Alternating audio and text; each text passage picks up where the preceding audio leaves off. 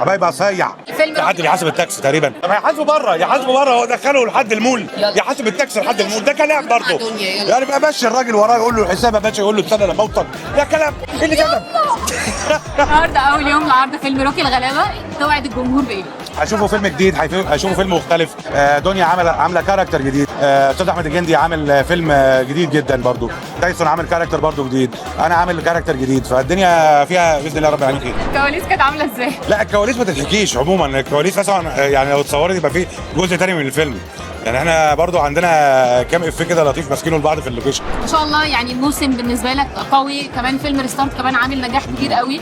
انت شايف الموسم ده بالنسبه لك عامل ازاي؟ والله كرم ربنا الحمد لله رب العالمين. كان ريستارت فيلم ناجح جدا، وطبعا المشاركه مع نجم كبير زي تامر حسني وباسم سمره وهنا الزاهد كانت توليفه، واستاذه ميمي جمال طبعا توليفه جميله جدا. انا انبسطت بالشغل معاها والحمد لله الفيلم نجح وكسر الدنيا.